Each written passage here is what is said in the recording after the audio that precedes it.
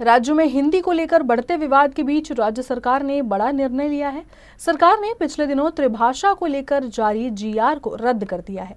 विधानसभा सत्र के पूर्व संध्या पर पत्रकारों से बात करते हुए मुख्यमंत्री देवेंद्र फडणवीस ने ये बात कही। इसी के साथ मुख्यमंत्री ने 3 भाषा को लेकर शिक्षा विशेषज्ञ नरेंद्र जाधव की अगुवाई में समिति बनाने और उसकी रिपोर्ट बाद में निर्णय लेने की बात कही है।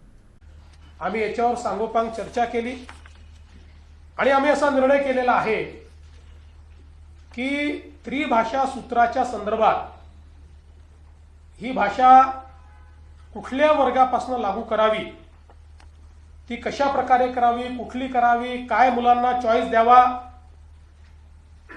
याचा निर्णय करण्याकरता राज्य सरकारच्या वतीनं डॉक्टर नरेंद्र जाधव यांच्या नेतृत्वात एक कमिटी तयार करण्यात येईल। आपण सगळे जाणता डॉक्टर नरेंद्र जाधव साहेब प्लॅनिंग कमिशनचे मेंबर होते, कुलगुरू होते, शिक्षण तज्ञ म्हणून त्यांना आपण ओळखतो। त्यामुळे त्यांच्या नेतृत्वामध्ये एक समिती या ठिकाणी तयार केली जाईल। त्यात काही सदस्य अजून असतील, त्यांची नावं लवकरच घोषित केली जातील आणि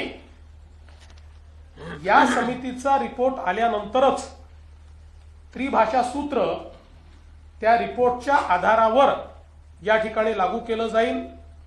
आणि म्हणून 16 एप्रिल 2025 आणि 17 जून 2025 हे दोन्ही शासन निर्णय आम्ही रद्द करण्याचा निर्णय घेतलेला आहे।